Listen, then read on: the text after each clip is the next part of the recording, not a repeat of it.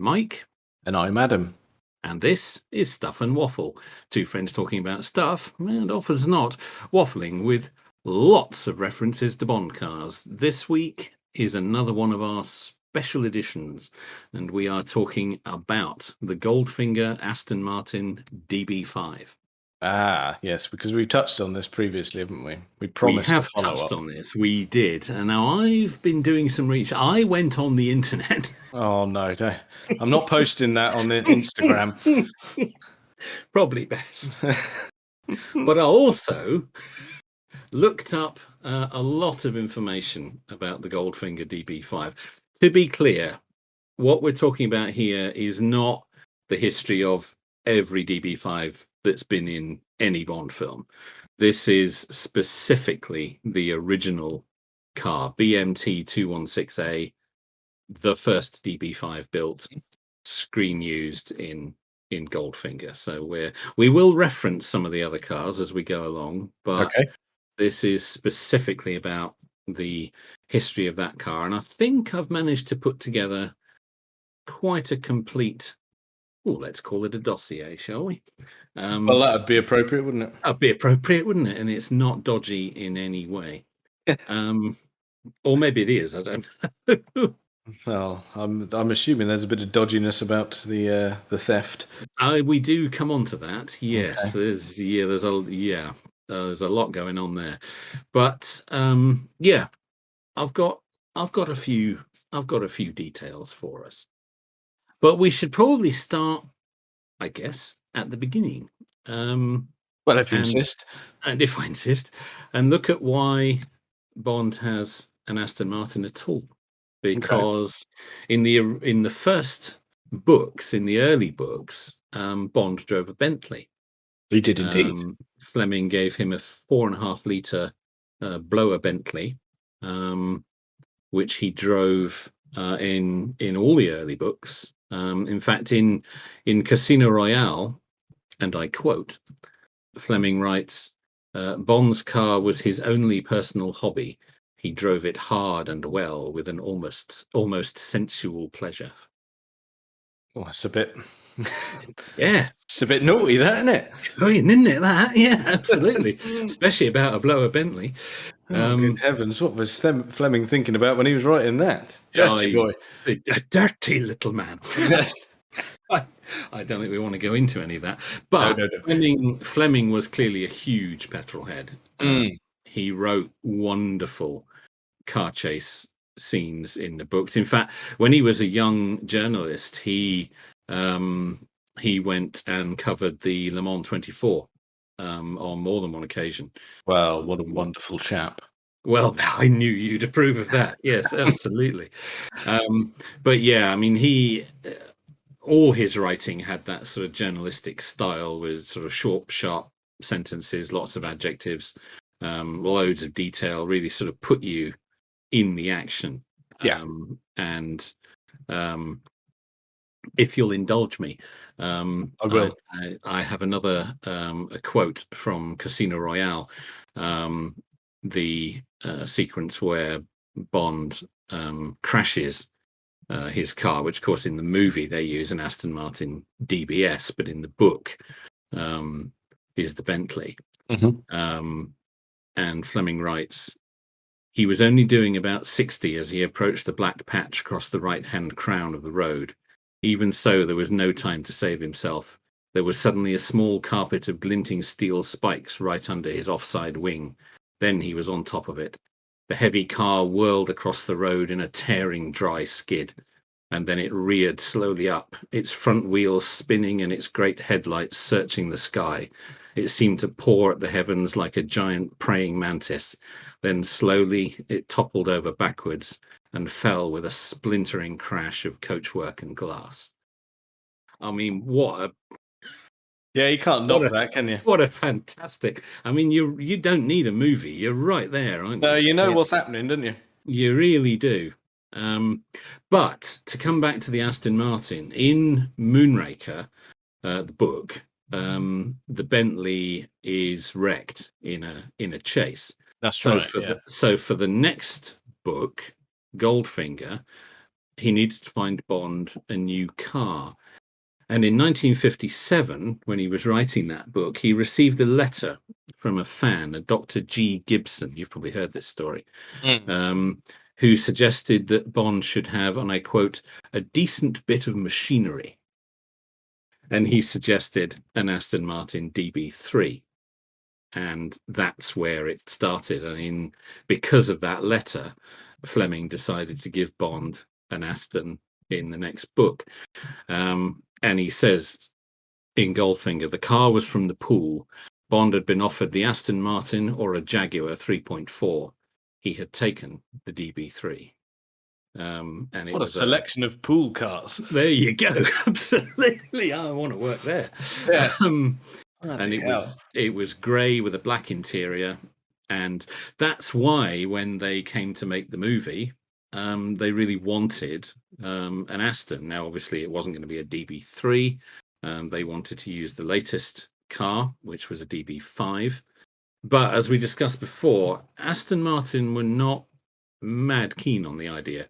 They didn't really think it was going to be worth the trouble, and they really weren't bothered about having the car in the movie at all.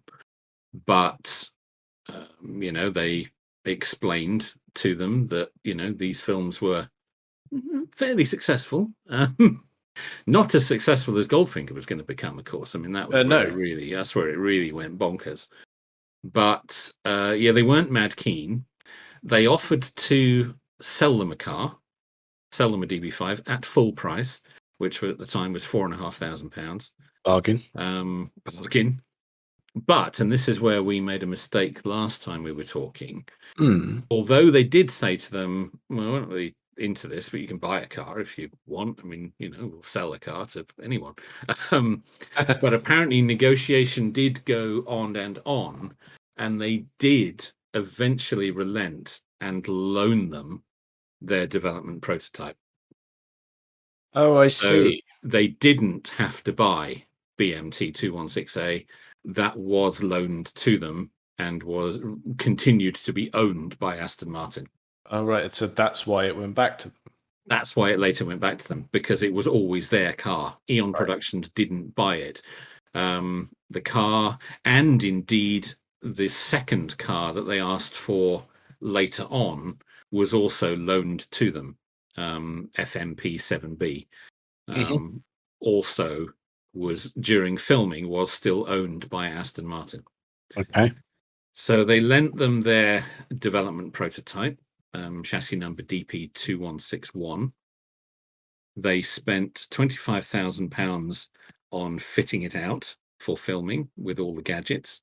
Gee, hell. Yeah, I know. Big money. So they were loaned the car. Aston said, well, look, it's our development prototype. We can't, at that time, they said we can't really sell it as a new car because it's a prototype. So here it is. Do what you need to. Use it for filming. So yeah, they spent £25,000 on it. John Steers, who was the head of special effects for the Bond team, masterminded the conversion. In fact, he was the one who actually cut the hole in the roof for the ejector seat, because he wasn't going to let anybody else do that. And yes, quite a moment, I'm sure. Bloody hell, yeah. Taking an angle grinder to your brand new Aston Martin. But yeah, there it was. So 25 grand later, it was all fitted out with revolving number plates, extending overriders, machine guns behind the front indicators, oil slick, and sort of like little tire shredding nail things ejecting from the rear lights, the rear bulletproof screen, ejector seat, radio telephone, weapons tray under the driver's seat, little radar jobby in the driver's mirror. I mean, a lot of that was never seen on screen. Yes, that's right. Yeah. And it was a real collaboration because everybody involved with the production had an idea. They all came up with, oh, wouldn't it be cool if it could do this? And wouldn't it be cool if it could do that? The revolving number plates famously was Guy Hamilton, the director, came up with that. Because he was fed up with getting parking tickets in London. and he thought, wouldn't it be great if after I got the ticket, I could just push a button and change the plate? And away I go. Away I go. So that's where that idea came from. Oh, that's brilliant. But everybody contributed, and yeah, 25 grand later, they were ready to go. It did briefly go back to Aston Martin to be resprayed because the car was originally red, as we know. Yes. Dubonnet red. Still not the correct colour, but yep. Horrible colour, but that was its original colour, but they didn't think that was very Bond. Plus, it was grey in the book, and although Aston Martin didn't have a grey, they did have the silver birch, and that was the kind of closest match. So they went with silver. They retrimmed the interior, which was grey. We said it was cream last time we talked about this. It wasn't. It was grey. They had it retrimmed in black. Although, interestingly, the No Time to Die replicas do have a grey interior. Just a little. Are the continuation ones? Not the continuation car. Well, yes, the continuation cars do, but the No Time to Die replicas, I believe, did too. Okay. They have a grey interior, whereas in fact it was black. Okay. But it was grey originally, so right. kind of yeah, it could go either way with that. But in Goldfinger, it was black. So yes, so after all of that, then DP2161 was registered using the BMT 216A license plate on the 1st of May 1963. There you go. So that's good. So that was its plate long before any Bond. That was its plate. Yeah.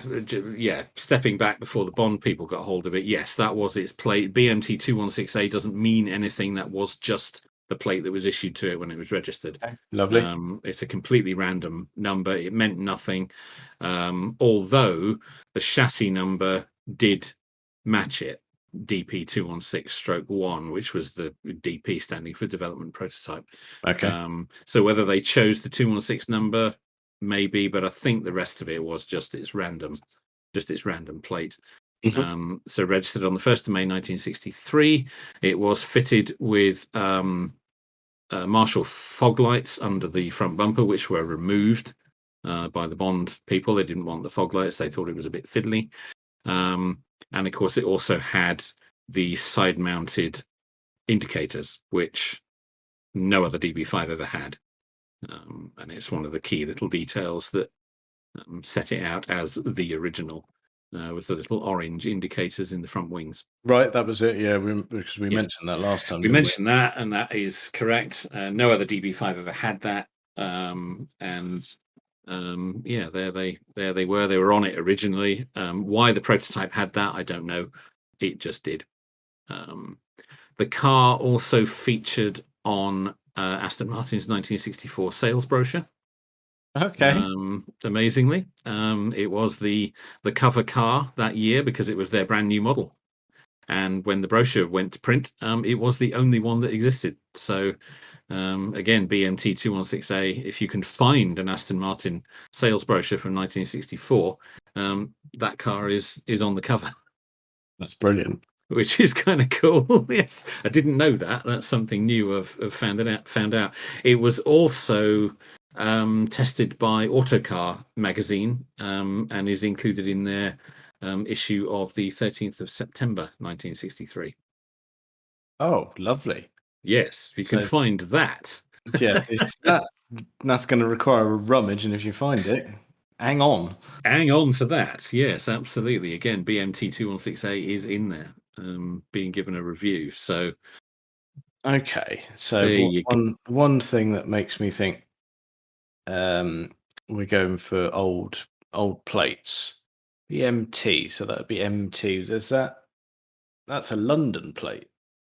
Yes, I suppose it is. I hadn't thought about that. Yeah, just one of those that while you were reeling it off, I thought, that kind of places it. London, possibly, well, Middlesex plate, isn't it? Well, I suppose in 1963 there probably were only a few places that they would have had it registered.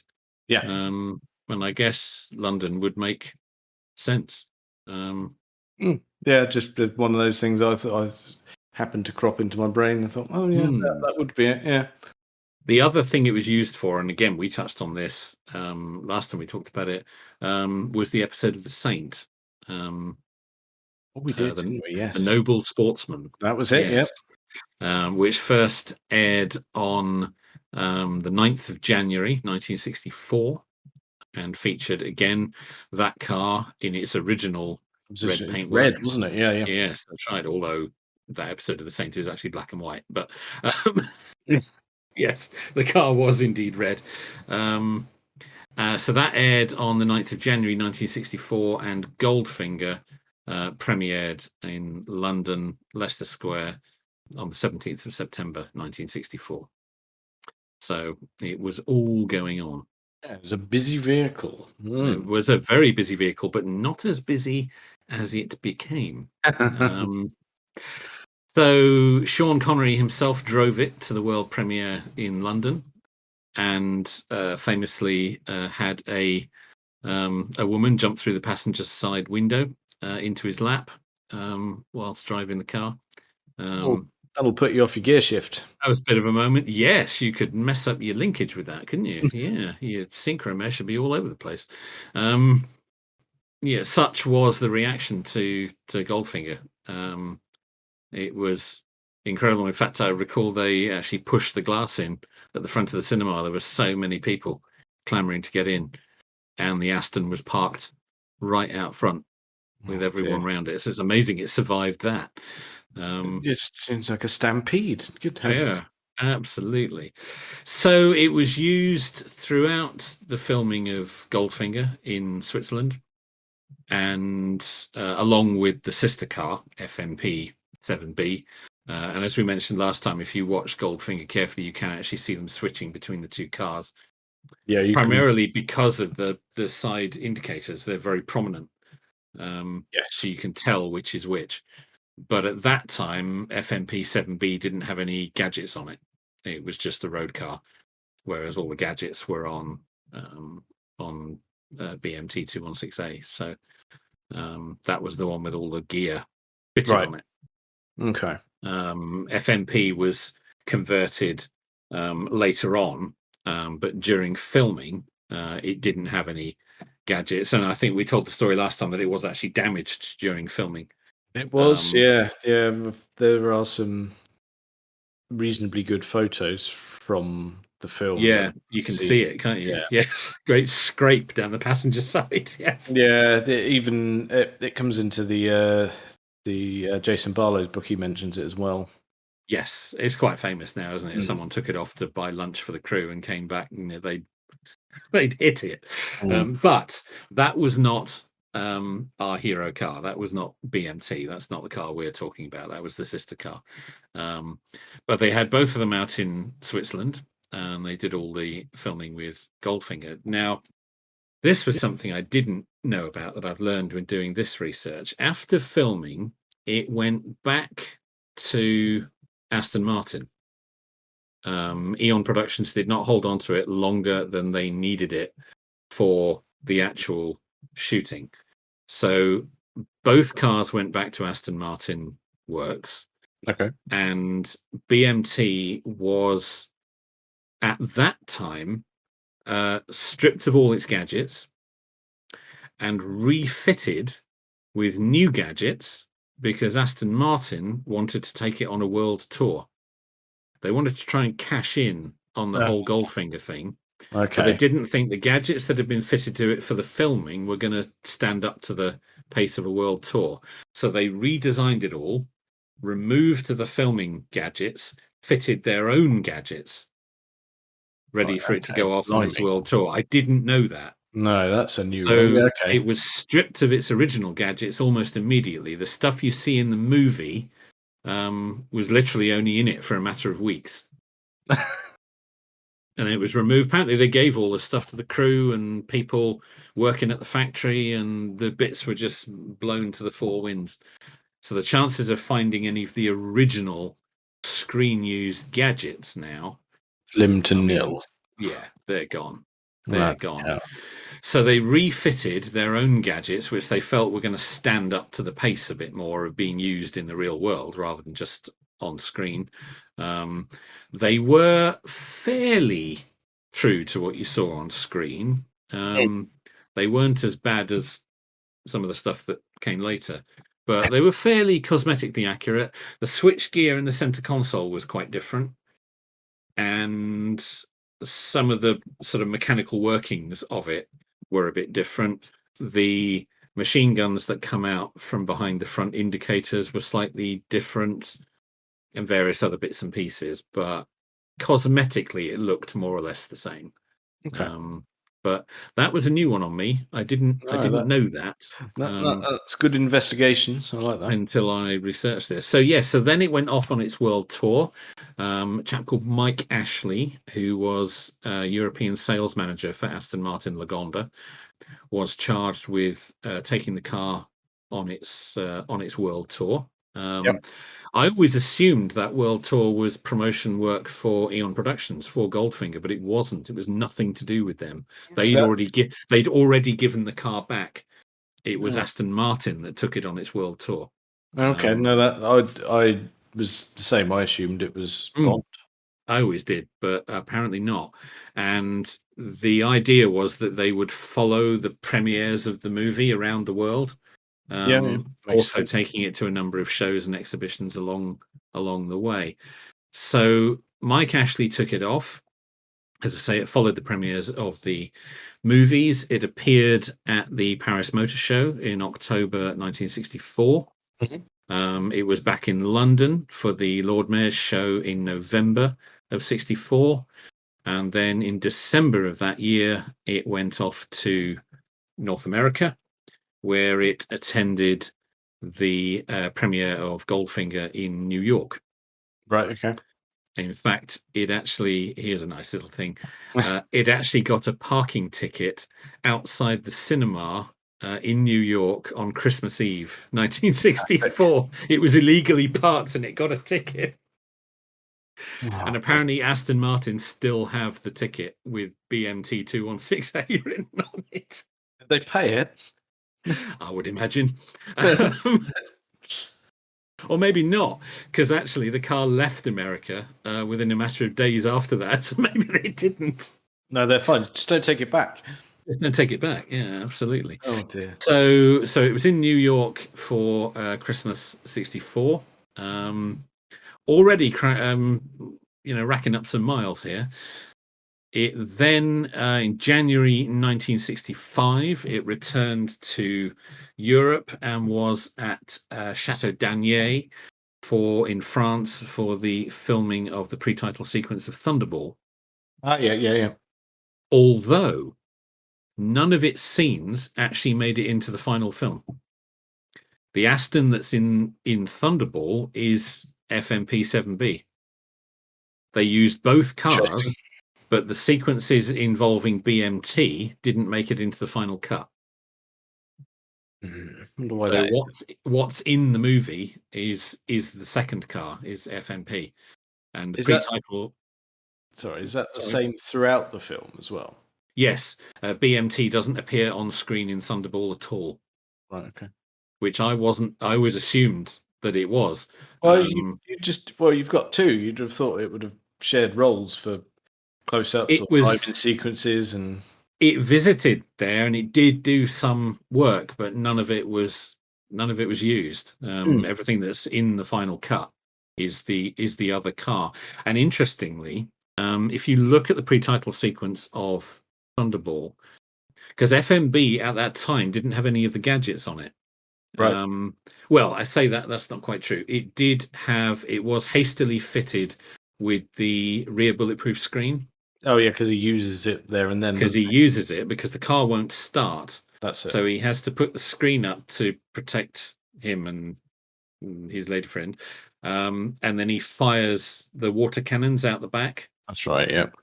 Which apparently were two fire hoses strapped underneath the car, running from a nearby fire tender to simulate that. Which I always thought was kind of a bit weird, because where's all the water? If there's that much water in it, it's never going to move. It would be so heavy. Yeah, you don't want to worry about that. No, we don't want to worry about that. But if you look at that scene, the car is filthy. There's mud all Yeah. over it, and it's to disguise the fact that there was no ejector seat roof hatch. Ah, right. I suppose That's why it was done. so they're saying, it's grubby because he landed with his jetpack, conveniently Yes, hiding the fact that there's no panel. exactly that. That's right, Brilliant. because the car at that car at that time didn't have it. Mm. Why they then didn't use BMT if BMT was on the set, I don't know. But it was there apparently because it was back in France to continue its world tour. So from there, it was driven through France, Germany, and Switzerland. And its time in Switzerland, actor Gert Frobe, who played Goldfinger, joined it and appeared at a number of shows and exhibitions with the car, again promoting Goldfinger. So it had been right across Europe. It then returned to the west coast of America, Right. where it was displayed at Brauman's Chinese Theatre in Hollywood. It then went to San Francisco, Portland, Seattle, Philadelphia, where the city police department staged a little chase with it, and then finally landing in Miami. Okay. So it went right down the west coast of America with loads of stops and things on the way. Also, during that trip, it was used in a number of commercials and advertising, promotional stuff, mainly advertising sort of Bond-related products. Oh, yeah, And, that sort of thing. Bits and bobs. Clothes and, all that kind of stuff. I mean, it was all a bit contrived, but then advertising is, isn't it? So, well, and especially then, I mean, you would have been even flogging cigarettes then, wouldn't you? Off the back. yeah, lots of that. It was also used to sell Simonized car polish. It was used in their advertising campaign that year. Brilliant. So it was up to all sorts. This was a very hard-working car at this point. Now, here's one you're really going to like. It appeared at the 1965 Grand Prix at Laguna Seca. Okay. Where Jackie Stewart drove it as the pace car. Oh, dear. So how about that? That's a lovely little fact. Well done. Isn't it? Isn't it? I love that when I found that out. But yeah, it was used as the BMT was used as the pace car in the 1965 Grand Prix. Very good. Yes. I didn't know that with Jackie Stewart at Jackie Stewart at the wheel. I'm surprised you didn't request a tartan interior for it. Absolutely. Well, he wouldn't have been too happy because obviously it wasn't a Ford. Yes, he does have a point. I think that came later, didn't it? I don't think he wasn't quite so in Ford's pocket in that era. I think that came later. Yes. Well, it was all right, but I'd have preferred an Escort. But not like that. No, you can't do that. No. So, and that was the end of its Goldfinger World Tour was at Laguna Seca. That was the end of that. So in 1966, it was returned back to Aston Martin, and was briefly in an exhibition there, where the Queen and Prince Philip came and visited it, and had a tour of the factory, and they were presented with a miniature version of the DB5 for the then 6-year-old Prince Andrew. Can of worms. Yes, we're into an area there, I grant you, and I feel that we should probably just move on there. Yeah, noted. Yep, there we go. Yeah, there we are.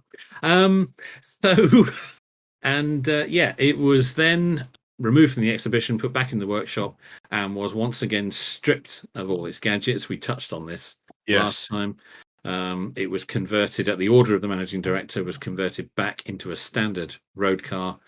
All the kit was removed, the roof hatch welded back in, resprayed again, interior retrimmed again, put back to as bog standard as they could, and was sold. Oh my goodness! I said it first time round. I'm going to say it again. What a tit! Oh, absolutely. I mean, it wasn't. Having done this research, you can't say they didn't know what it was. You can't say they didn't understand by this point what it could do for them. I mean, how desperate for money were they at this point? Well, I mean, that's the thing, isn't it? I mean, Aston have always lurched from one financial calamity to another, haven't they, all the way back? But you can't claim by that point that you didn't know what it was going to do. It's worth Goldfinger. more. We are 2 years on now from the release of Goldfinger. You know that is one of the biggest movies ever released. It's done a world tour. You know people will pay good money to come and see it. Why on earth would you destroy it? That's not an intelligent move at all. And just chuck it away? I don't understand. It was even sold with the BMT license plate on it. Oh, that's lunacy. It just just strip it back, flog it as a used car, which is what they did. Yeah, okay. Oh my goodness me.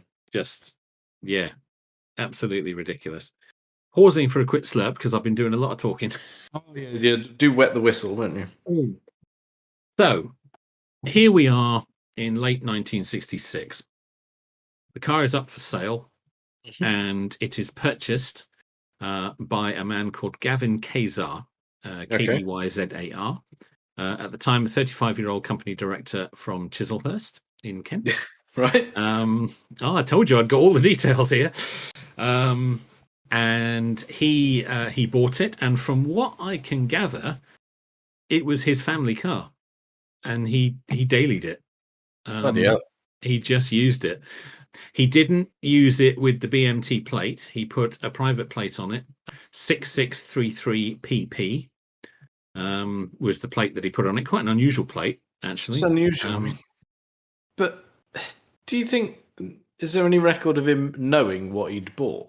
Yes, he absolutely did know what he'd bought. And I'll come on to the proof of that in a second. I'm just going to shoot you a picture of the gentleman with the car that I have found, which obviously we will make available to our dear listener. There it is. Right. So there he is. With his kids and wife in the car. And he just, from what I can gather, he just used it. It was his daily car. It was his family car. He just used it. Why not? And there it was. Because he was quoted in a local newspaper at the time, or in fact a few years later, I'm sorry, quoted as saying that the car was a little too small for his two children, Nicolette, aged 6, and Lucinda, aged 3. But because it's the original Bond car, he can probably make some money with it. So he knew what it was. He knew it was the Goldfinger car.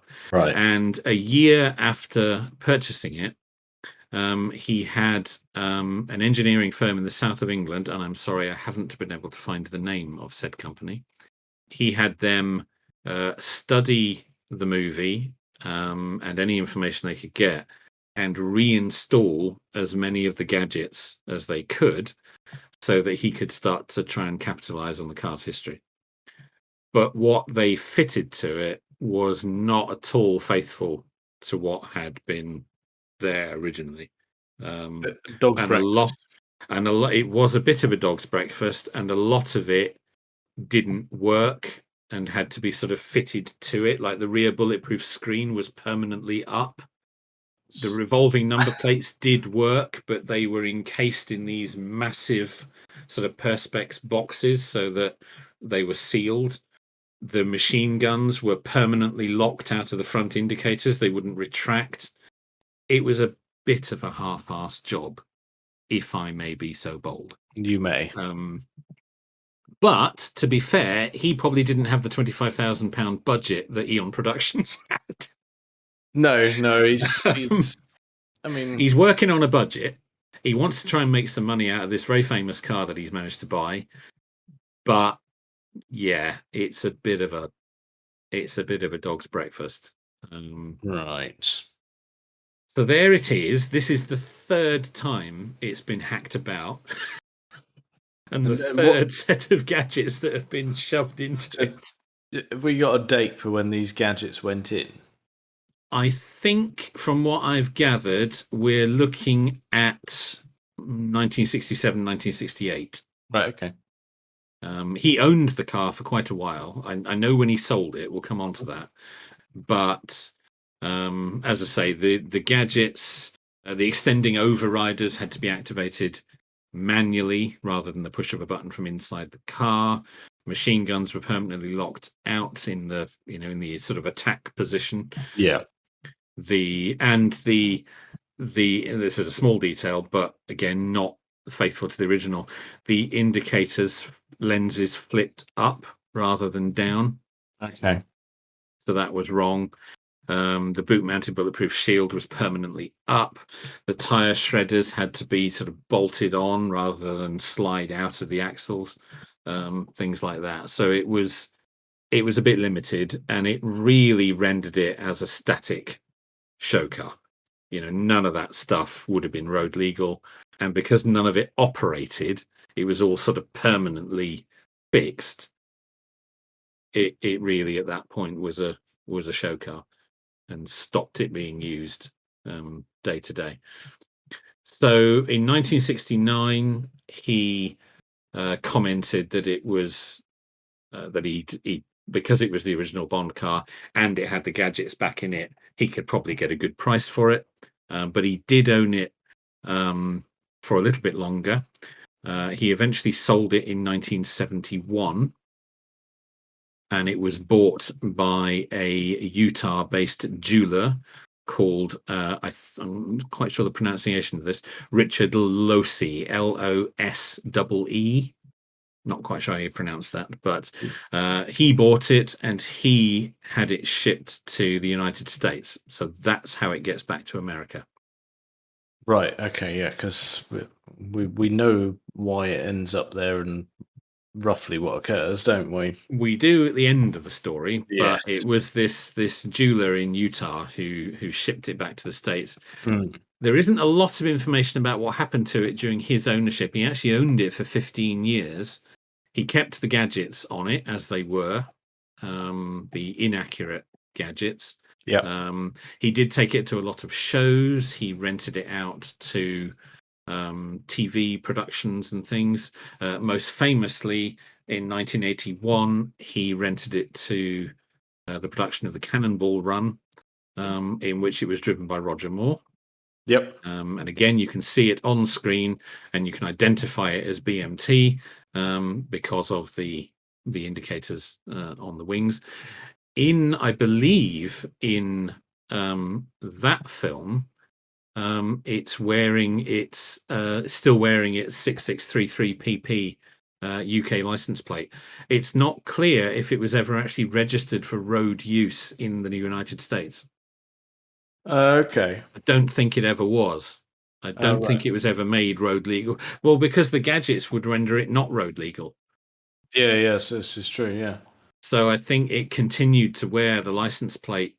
Now, it's not clear also at this point where the BMT plate is. It was sold to Mr. Kazar with the BMT plate on it.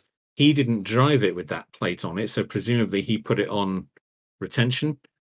Not sure about that, but again, we'll pick that up a little bit later in our story. Pretty good. Oh yes. So fast forward to 1986. Right. Okay. Yep. Mr. Losee, however you pronounce that, had decided it was time to sell, and the car appears at Sotheby's in New York on the 27th of June 1986. It was lot number 465 and was auctioned with a number of Goldfinger items, including Goldfinger's Rolls-Royce, the 1937 Phantom 3 Rolls-Royce. So there are a number of items at that auction, and there were two people bidding for what was there, and it got quite heated. The other, there were two people interested. One was a man called Stephen A. Greenberg, a New York nightclub owner, And the other bidder was a Mr. Anthony V. Pugliese III. He was a very charismatic, flamboyant individual, a Florida real estate developer and collector of pop culture. He had all kinds of weird and wonderful things. He owned Odd Jobs razor-brimmed hat Okay. from Goldfinger. He also owned the gun that was used to assassinate Lee Harvey Oswald. See how. Yeah, a weird and wonderful collection of stuff. So Mr. Pugliese and Mr. Greenberg are both bidding like crazy for the DB5. The bids are going up $10,000 at a time. They're both really going for it. But when the bidding reaches $250,000, the hammer goes down and it goes to Mr. Pugliese. Right. Okay. The Rolls Royce went to Mr. Greenberg. So they both walked away with a screen used car. But Mr. Pugliese gets our car. Right. Now, $250,000 doesn't sound like a lot, even for 1986, for what it was. But it wasn't really the most famous car in the world anymore. It had been a bit forgotten. Plus, at the time, Bond was in a very much an era of transition. Roger Moore had finished with the series with A View to a Kill. In 1986, it looked like Pierce Brosnan was going to be the next Bond. Yes. In fact, I think he had actually been signed to be the next Bond at that point. So, kind of the older Bonds weren't really being looked at, and it wasn't really the most famous car in the world at that point. That's fair to say. It was a bit rough. It had been a bit forgotten. It had got these weird gadgets on it that weren't really very true to the original.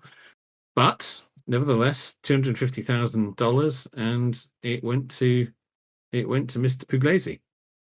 Now, he wasn't present at the auction here. I believe he was bidding over the phone.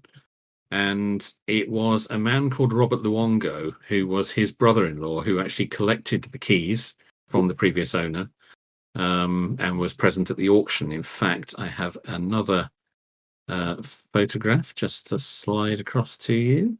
Wonderful. And I believe our man is on the left in that photograph. That is Right, it at the auction. You can see in that photograph the weird gadgets, the atrocious gadgets. Yes, that's right. Particularly that front number plate housing. That's bad. And like you That say, is really bad. Yeah, but you can still make out a side repeater there. it is the car. It is still our car. Yeah, so we're still tracking it to this point. So Mr. Luongo collected it. Now he was employed by a number of Mr. Pugliese's businesses for doing all sorts of bits and pieces, and he was basically charged with looking after the car. He was going to be in charge of managing it, and he did for the next decade. He was in charge of taking it to shows, negotiating with museums, exhibitions, really promoting it and using it, taking it around the States, and really kind of developing its reputation, if you like. Yep. And that's exactly what he did. And there was clearly a desire there to try and increase the car's value, I think, was what they were aiming to do. Now, here's an interesting little thing that gets you thinking. A year into Mr. Pugliese's ownership of the car, he had it appraised by a number of different insurance companies. And the highest valuation, they were all kind of ballpark, but the highest valuation by an insurance company called Grundy Worldwide, just to get all the details in, they valued it at $4.2 million. Right. Now, Okay, that's a big number. That's a big number, and bear in mind, only a year earlier he'd bought it for $250,000.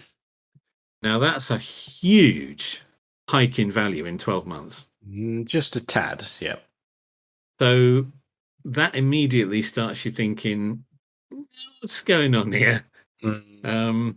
Now, since that, in more recent years, Jim Grundy, who is the owner of Grundy Worldwide Insurance, has expressed some regret over giving that valuation. And he has gone on record as saying that probably wasn't very realistic. The car probably couldn't have been sold for that number at that time. Yeah. It probably wasn't realistic. Nevertheless, they did insure the car a year into ownership for $4.2 million. Okay. Now, you can debate that back and forth. It was the screen used Goldfinger car. It has an enormous amount of history, but nevertheless, that's a hell of a hike in value in Yeah, 12 months. that's optimistic at best, isn't it? Yes. Yeah, I think so. I think so. Anyway, Mr. Luongo continues to promote the car and manage the car, but at some point there's some sort of falling out between him and Mr. Puglisi. I did uncover all sorts of things about this, which we won't drag into here, but there was some sort of falling out between them, and Right. Mr. Luongo was no longer on Puglisi's payroll, Okay. but he continued to go about with the car. He continued to negotiate with museums. He continued to show the car and manage it, even though he was no longer being paid to do so. Okay. That's also, I think, a key element that we may come back to. Okay. Right. Nobody who was exhibiting the car or agreeing to have the car in their display or doing some promotional work with the car had any idea who Mr. Puglisi was. They always dealt with Mr. Luongo. He was the man, as far as they Yeah. were concerned, it was, his car to hawk around. So Mhm. a bit of a strange situation developing there. Yeah. So this brings us up to 1997. This is a pivotal year. This is a pivotal year for this car. Going to have another quick swig, if I Yeah. may. Better I'd calm yourself. Mm. Settle the nerves for a minute. Mm. We're getting into the nub of the crux here, as they say. So, between the hours of 4 p.m. on Wednesday, the 18th of June, and 7 a.m. on Thursday, the 19th of June, 1997, the car is stored at Boca Raton Airport in Florida That's right. in a locked hangar. This particular airport was not the most secure location, shall we say, and the car is stolen, which we covered the last time Yep. we spoke. Yeah, that was The it. car Half-inched. goes missing from the hangar in which it is stored between those hours in June of 97.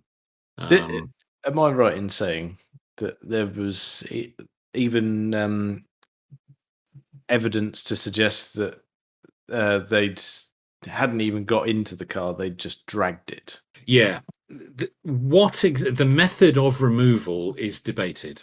I've got quite a bit of detail about this, but yes, there is evidence. It was in the police report and it was in the newspaper at the time that there were tire tracks across the hangar floor, suggesting the car had been dragged out with its rear tires obviously locked. Locked, yeah. Because the car was locked, the windows were up, the handbrake was on.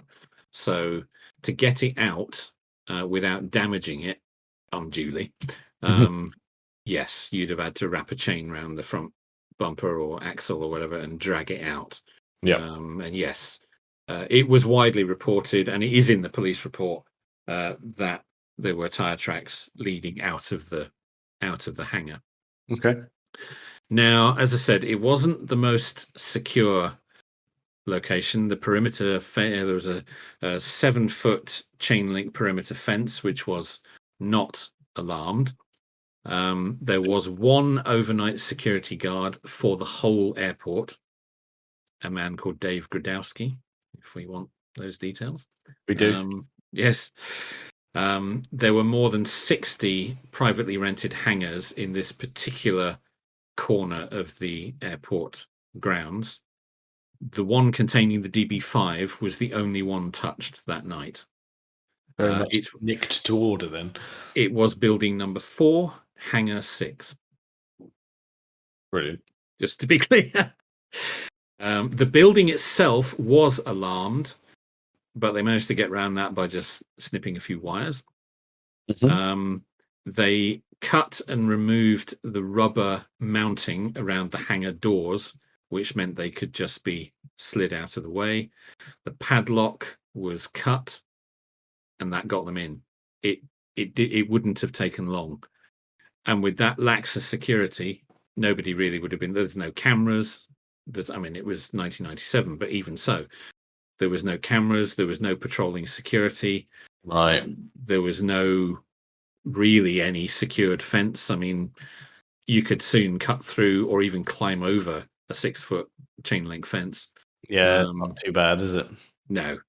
So reports of how it was removed, as I said, vary. The car was locked with the handbrake on, but there is evidence that it was dragged out, presumably by some sort of vehicle.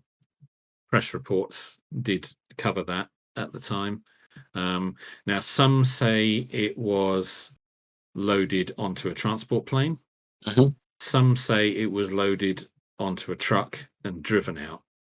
The truth is, there isn't enough evidence either way. Although there were reports of a large cargo plane landing at the airport that night. Right.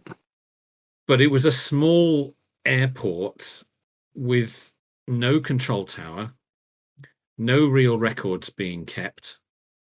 Planes could even remotely operate the landing lights on their approach. So it would have been possible to land and take off again without anybody really being any the wiser. Yeah.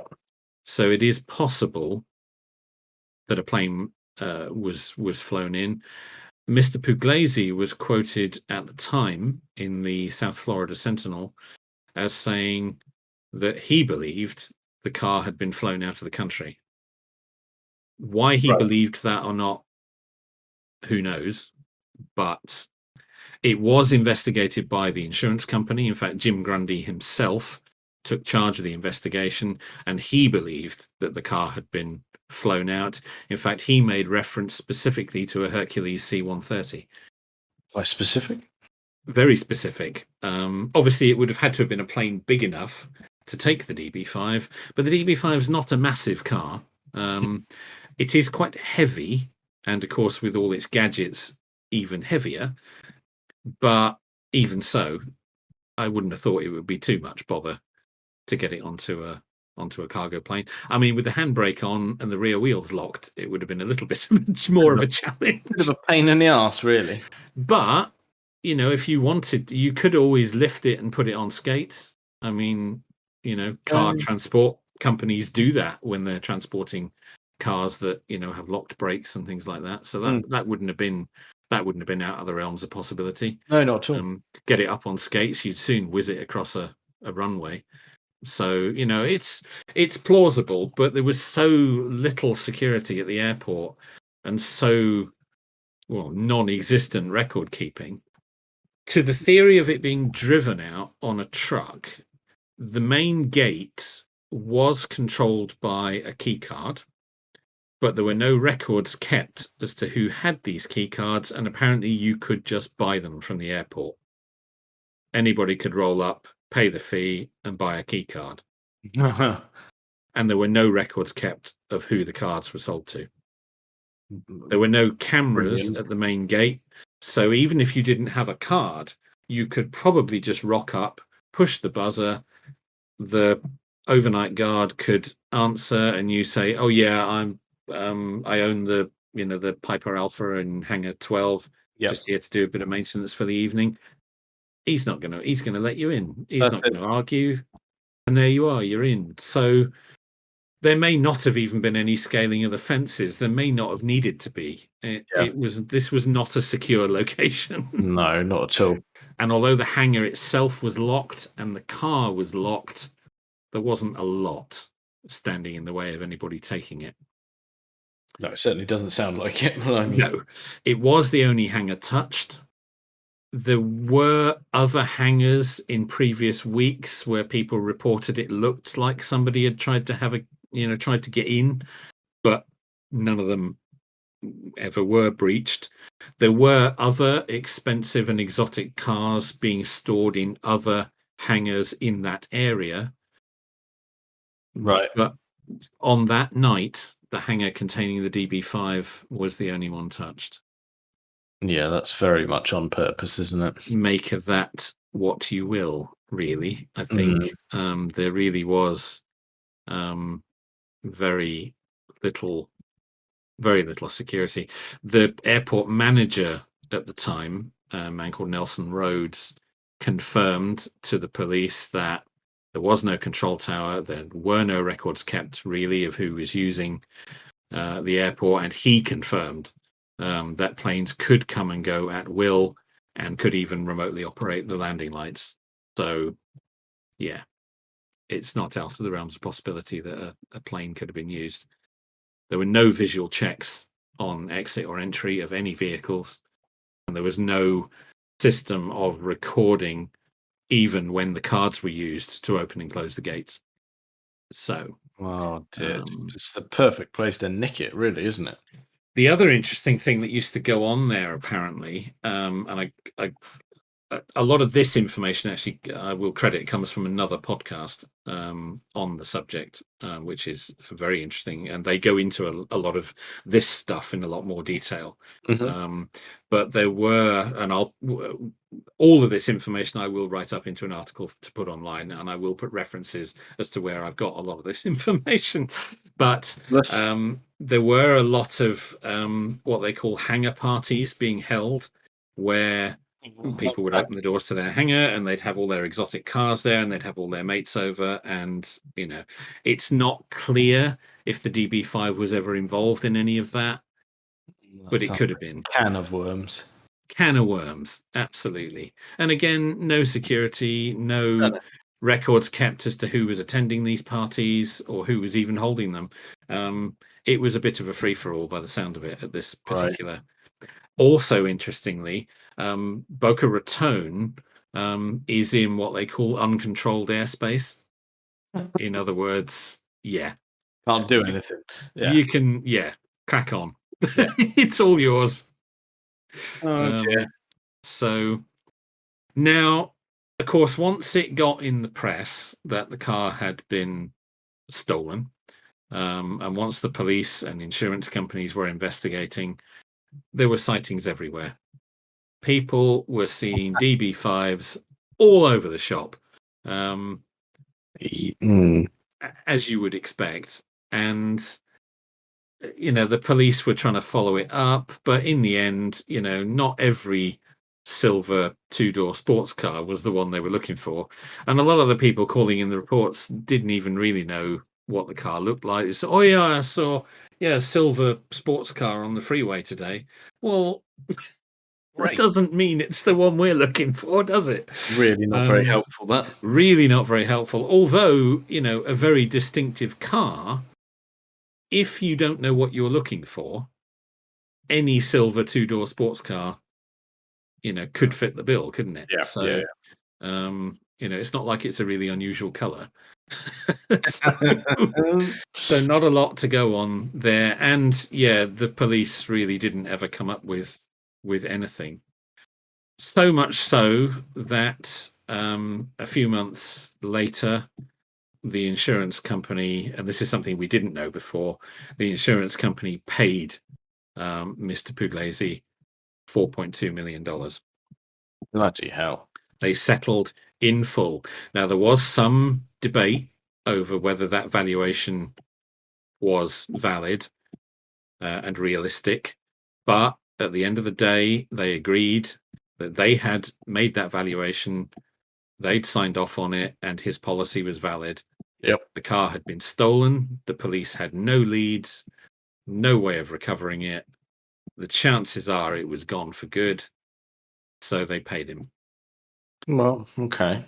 Now that sparked off years of lawsuits and feuds between Mr. Pugliese and Mr. Luongo, who claimed that it was down to him that the car was worth anything like that kind of figure because he'd spent 10 years promoting it and working it and taking it around and developing its reputation. He even claimed that at one point, Pugliese had said to him, "Oh, if you can get, sensible money for this car, I'll give you 10%." Now, there was nothing in writing. There was never any contract between them. Even his employment with him was pretty casual, but he sued him. Luongo sued Pugliese for his 10% of the insurance payout, saying that it was down to him that the car was worth that much in the first place. You're just getting messy. And he won the case. So he got his 420 grand. He got more than that because the judge in Florida, it seems, even if they're, or at least at the time, I don't know if it's still the case, but in Florida state, even if there's no written contract in place, if you have provided a service, even if it's for free, that provides some value to the recipient, you are entitled to remuneration equal to that value. And the judge decided that was the case, so he awarded him his 420,000 plus an additional 600,000 for his part in the increase of the car's value. Oh, cool million! A cool million. Oh yeah. Having said, he did spend 10 years working with this thing. Yeah. So, fair dues, perhaps. Sadly, Mr. Luongo passed away shortly after receiving that payment, not in mysterious circumstances, just before you go there. So it didn't do him any good. No. Poor sod. But yeah, that's a bit sad. But here's where the story takes another lurch in another direction. The 12th of July, 1997. So about a month after the theft, the disappearance, as we'll call it. Yeah. An anonymous voicemail was left with the Boca Raton police. Mr. Luongo was still alive at this point. The message claimed that the car hadn't been stolen, but that it had been moved by the owner, Mr. Pugliese, to a warehouse in Newark, in New Jersey, where he owned a number of commercial properties relating to his other unrelated business activities. Yep. And that the whole thing was insurance fraud. Now, this came just as Mr. Luongo was heating up his case, and he had threatened Mr. Pugliese that he would go to the police and claim that it was insurance fraud. It could be that this anonymous call, which was from a woman, but it could be that it was part of his case to try and undermine the situation or cause trouble. They really weren't best buds at this point. Luongo and Pugliese's sister had divorced messily, and it had all got a bit out of hand. A full investigation following this voicemail was carried out by the Boca Raton police. They did go and interview Pugliese. He did have his lawyer present at the interview. He was found to be having some financial difficulties with some of his businesses. Some of his properties had been foreclosed on. He did confirm, he volunteered to the police that he did indeed own warehouse buildings in Newark, in New Jersey. Yep. He even told them the address and exactly which units he owned. However, there is no evidence that the Boca Raton police ever followed that up. There is no record that they ever visited these warehouses or investigated that any further. They basically closed the case. Interesting. And they were done. And there certainly no law enforcement have ever looked into the case since. They gave up on it pretty quickly. It's been suggested that maybe they figured, well, yeah, it's all a bit dodgy, but it's just very wealthy men playing with toys. It's true. It's not. It's We've not got death, is it? we've got gangsters shooting people on the streets here. We've got gun runners, drug pushers. We really can't be bothered with this. Yeah. No, this. Yeah, you can You want to understand that a little steal bit. some very silly rich man's toy. We really don't care. So it was dropped and it was never investigated. Whether this anonymous call had something, who knows? Puglisi, who's still alive today, he's in his late 70s now, he's continued to have a sort of fairly colourful life. He has actually served time in prison for defrauding a business associate. Oh dear. We'll park that there. And yeah, it's gone and it has never been recovered. There, the case kind of goes cold until fairly recently.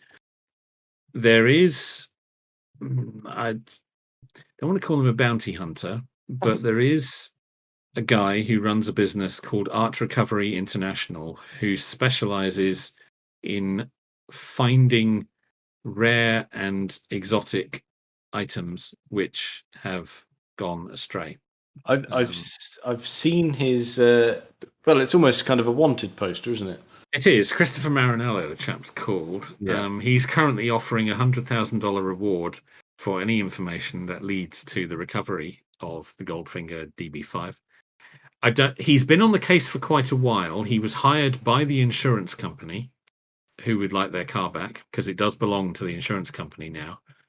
And he, as we mentioned last time, he's not saying too much, but he has been given a tip that the car is somewhere in the Middle East, possibly Dubai, in a very large, very secure private collection.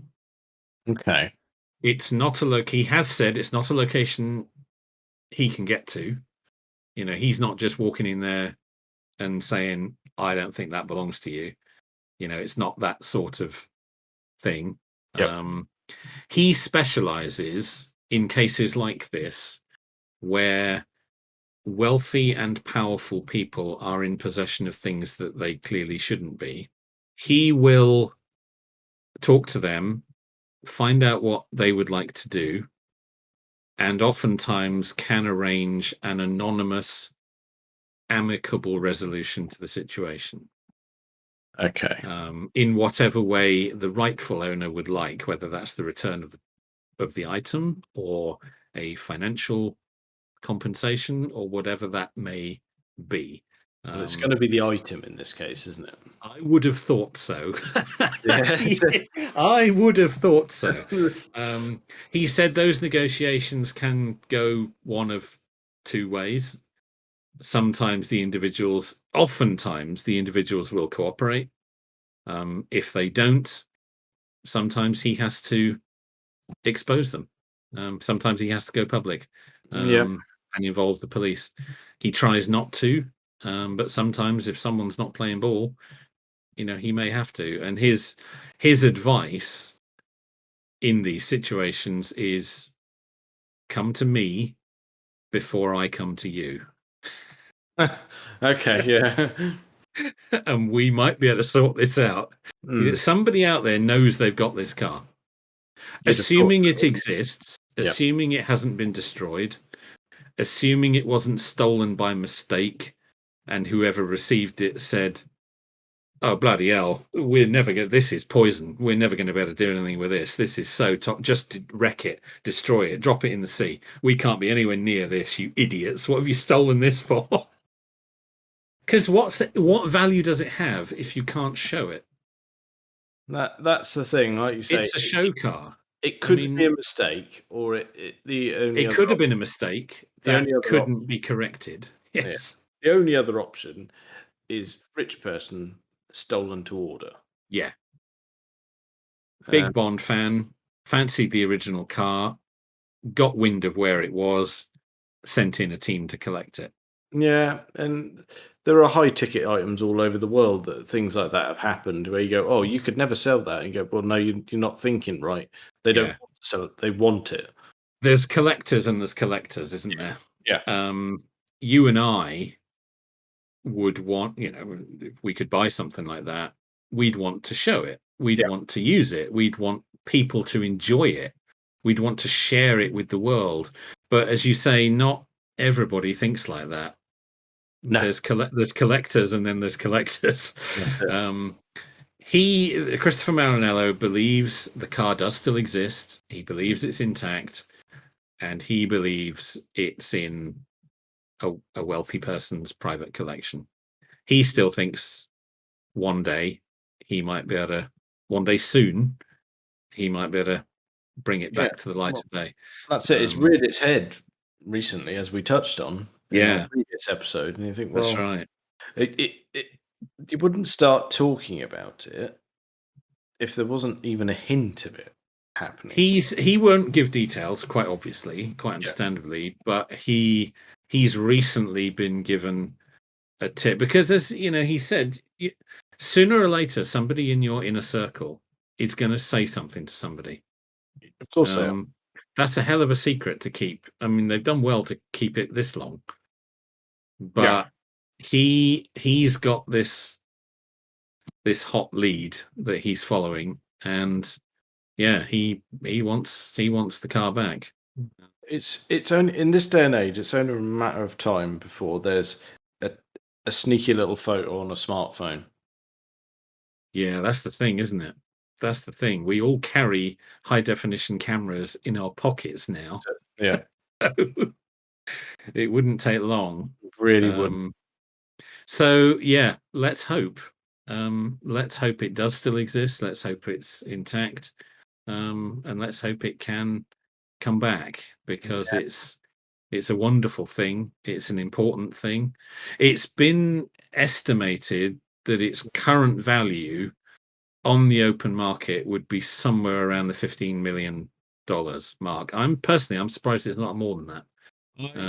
Estimates are always really low for that sort of thing. You remember, because you were in the room at the same time, do you remember the Pink Floyd David Gilmour guitar auction? I do. I remember you were watching it on the day it was happening. I was so excited, and the estimates were so low. Like, for instance, the biggest high ticket item, the estimate was I don't know, something like it was $250,000, something like that, I think. Yeah. And it sold for 3.9 million. Yeah. If the Golf gets out, DB5, if that went to auction, sky's the limit, I think. Yeah, because like the auction in New York in 1986, I think it would just snowball, wouldn't it? It would get out of hand. Yeah, I'd see that topping those silly numbers that the 250 GTO makes. Could be, couldn't it? I'd really see it hitting those daft numbers. Because this is the one. I mean, FMP, I think, that sold in 2010 for about 3.2 million. Yeah, that's the sister car. Mm. And that, but that, it's, yes, that was screen used in Goldfinger and Thunderball, but it's not the one. It's not the one, is it? It doesn't have the provenance. It's not the one that went on tour. It's not the one that Jackie Stewart took round Laguna Seca. It's not the one that Sean Connery drove down to the premiere and had the girl leap through the window. It's the one, even though the gadgets on it are poo. Well, that might have to be sorted. When we last saw it, they were poo. Oh, this is true. That may have been corrected. Yes, that's true. That's true. Very exciting, the fact that this story hasn't died of death. No, not at all. Not at all. This is after those announcements that we touched on in our previous episode. This hasn't gone away. No, it hasn't gone away. We should probably just briefly, since we've mentioned them, touch on, and I won't go into anything like the same kind of detail, touch on the the second car, FMP7B, again owned by Aston Martin during the filming of Goldfinger and Thunderball. It too was returned to Aston Martin after its promotional work in 1968 and stripped of all its gadgets. So they did it again. Oh, just confiscate it, really, wouldn't it? Just take it away. You can't have this anymore. Yes. So that was stripped, turned back into a standard car. It was then sold for $12,000. And it was in quite a rough state by this point, but Aston Martin tidied it up a bit. Its chassis number was DB5 1486R. It was displayed at a few shows around America until apparently it was damaged quite badly at a show in Memphis, Tennessee, and it was then withdrawn from public view. The owner was very, very cross. And it was then in 1977, as part of the furore around the release of The Spy Who Loved Me, it appeared at the New York Auto Show, but it was in a bit of a bad way, and Aston Martin offered to refurbish the car and reinstall the original gadgets. As in Goldfinger spec. As in Goldfinger spec. So all the gubbins was put back in to this one. So both the screen used cars that have been naffed around with so much. Butchered, Yes. Cut about, repaired, cut about again, bashed. Just awful. Awful treatment of these screen icons. But I mean, the same thing was true with the Back to the Future DeLorean, wasn't it? I mean, it's just awful, really. Really unloved cars. Yeah. So it was then, after it appeared at the New York Auto Show, it then went back to the it was actually Jerry Lee who owned it at this point. They went back to his private collection, and then eventually he decided to sell it, and that's when it came up for auction in 2010, and was purchased by a car collector in Ohio. He still owns the car today and displays it at various shows and exhibitions. So yeah, it's less high profile life, but it's nice that it's in decent hands now. It's in decent hands. It's been professionally refurbished by Aston Martin themselves and had faithful, accurate gadgets put back in it by Aston Martin themselves, although they stripped them out in the first place. But, there it is. There were, as we've mentioned before, 2 further cars fitted with gadgets, but the promo cars that were never screen used. The first of those was chassis number DB5 2017R. Now, this is a key detail, and the reason I wanted to mention these little bits of history. This car was reissued the UK license plate BMT216A. So chassis number, you're saying 2017? 2017R. Yeah, the first of the 2 promo cars legally wore the plate BMT216A. That's the one that we've mentioned before as well, that is in the Netherlands in the Lauman Museum. Yes, exactly that. Yes, it is. Yep. It was one of 2 cars commissioned by Eon Productions. They paid $62,000 each. Bearing in mind, at that time, you could buy a brand new DB5 for $11,250. So didn't have an ejector seat, though, did it? No, didn't. So those 2 cars, unlike the screen used cars, Eon Productions did actually own. They were, this particular car, 2017R, and its twin, 2008R, were sold to Lord Bamford in 1969. He purchased both cars for $3,750. Seems a bit cheap, if you ask me. Yes. and one of the cars was then sold. Well, I say sold. It was swapped with a friend of his. He swapped, I believe, the second of the two DB5s for a Ferrari 250 GTO. Good swap. And Bamford still has the Ferrari and the first Aston Martin to this day. Okay, yeah, he's winning at that point. Yeah, he's got that, hasn't he? Yeah, he's winning. absolutely. One thing about those chassis numbers, Yes. the R at the end, does that signify which side the steering wheel's on? I don't know, but I would imagine so. That both cars were right-hand drive. Yep. So probably, yeah. Yep, that makes sense. I say that because, am I right in thinking that the Aston in Casino Royale was left-hand drive? Yes, it was. That's right. Which makes sense. I don't know why I've got this in my head, but the number for that was 1399L, and that was, I believe, Oh, interesting. that was loaned Nice. to them, I think. Yes, it was. That wasn't a fake. That was a genuine DB5. Real But one. yes, That they didn't have it. That was someone's private car they borrowed. yes, it was left-hand drive, and it didn't have UK plates on it, did it? It had No, it had the Bahamas plates. It was Bahamas plates. the Yes, blue and yellow. that's right. Yep. Yeah. Can't remember the Yes, number offhand. nice details. I didn't have the chassis number of that car, but as I said, this was not meant to be a history of every DB5 that's ever been used in a Bond film. But I thought it was worth just touching on these original ones. So the second of the promo cars was only owned by the guy that swapped it for the Ferrari for 4 months.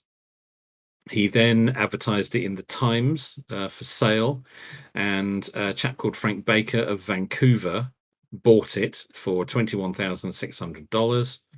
What a bargain, really. The car was delivered to Montreal and then driven right across Canada to Vancouver on a 2-week road trip, which is pretty cool. The car then spent the next 13 years outside this chap's restaurant in West Vancouver. But then he fell on hard times in the 1980s and sold the car on for $7,000. The car then underwent a complete bare metal restoration, and it was sold again for $80,000.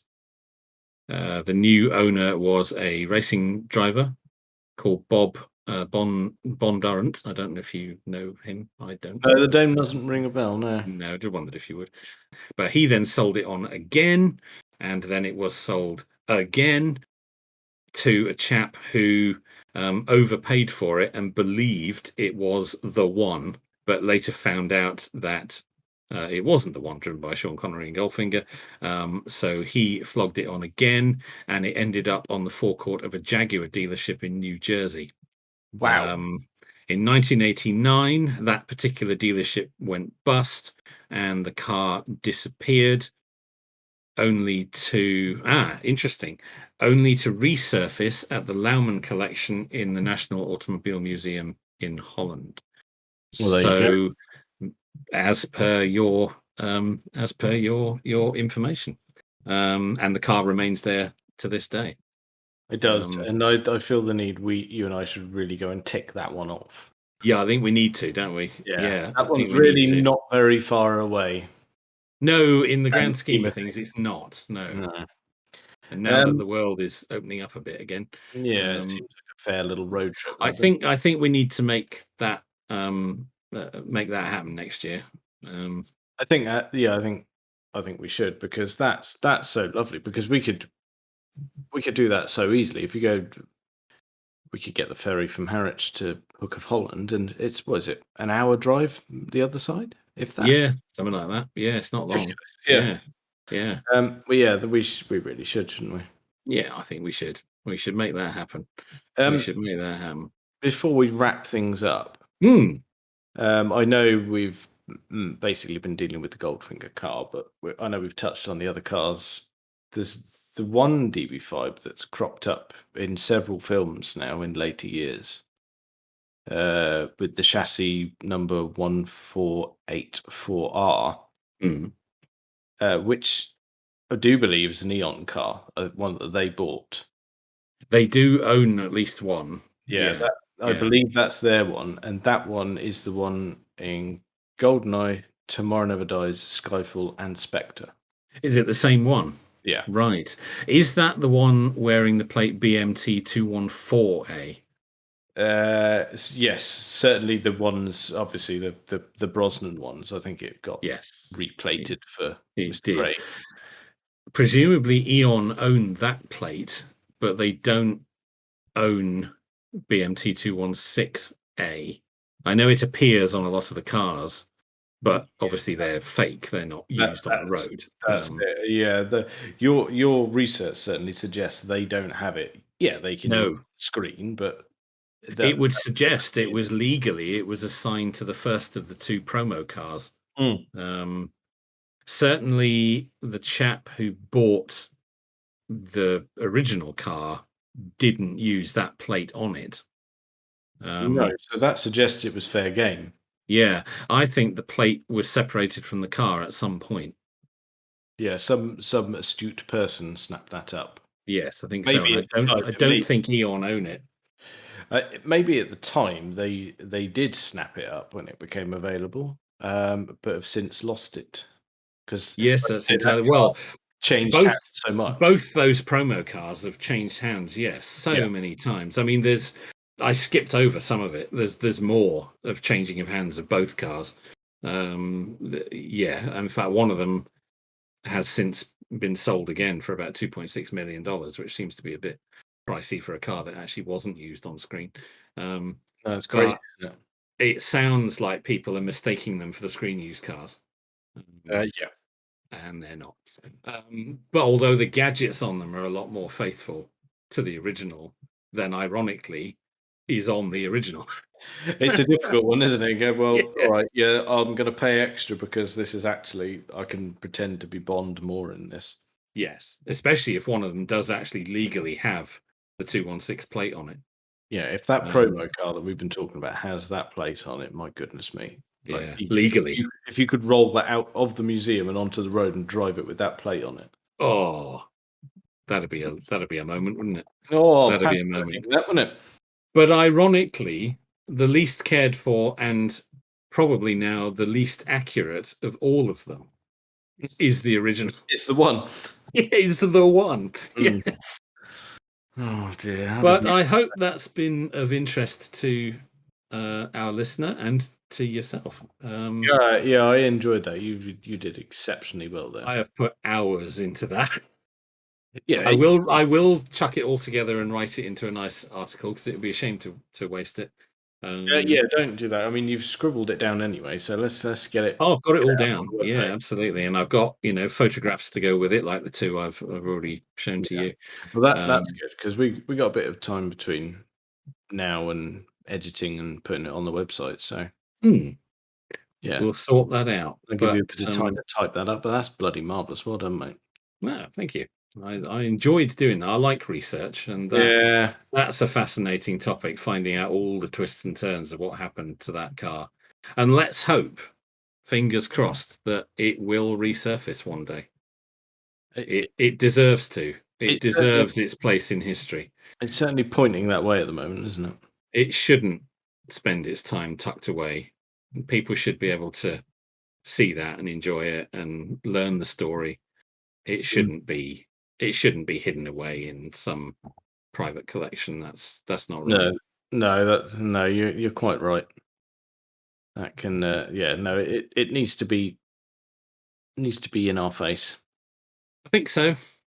But yes, I hope everybody's enjoyed that. I certainly have. So there's going to be some other weirdos out there that's going to enjoy that. So I hope so. I hope so. People that are as pervy as us for this sort of detail. Oh yeah, but you gotta love a pervy detail. We're well away with that. Oh, we are. We are. There is another 8-part, believe it or not, podcast on this subject, not done by us, called Great James Bond Car Robbery, put out by Spyscape. Some of my research comes from that, so if anybody wants to go and check that out, and also the excellent book by Dave Worrell, The Most Famous Car in the World. That's definitely worth a read if you are interested in this subject. It's a good one. Yeah, we'll pop some links up for both of those, because there are loads of other sources on the internet that I've used for this, but those are two that spring to mind. Yeah, good podcast, and the book. Well, I mean, by the time we release this, that'll be an ideal Christmas present. Oh, very good. Yes, yes, very good. But yes, if Mr. Worrell wishes to say nice things about us online, that would be lovely. I actually bought my copy directly from him at a show, which is quite cool. That's even better. And my 1/18th scale auto art model of the Goldfinger DB5 I bought from him at the same time. Oh, dirty. I should have got him to sign it. I didn't. What an idiot. We can bring out that label again, can't we? Tit. Oh yeah, there you we go. can. Yeah, we can. Missed opportunities of our youth. Silly boy. Yeah, silly boy. No, yes, that's very good. There we go. Well, lead us out, sir. Yeah, well, that's been absolutely brilliant, mate. Your research has done you proud there. So yeah, I hope everyone else enjoys that, and we'll pop up various photos and links on Twitter and Instagram, and if you want to give us a shout, email stuffandwaffle@gmail.com. Please do. We're happy to talk about DB5s all day. Yeah, definitely. But yes, thank you very much for listening.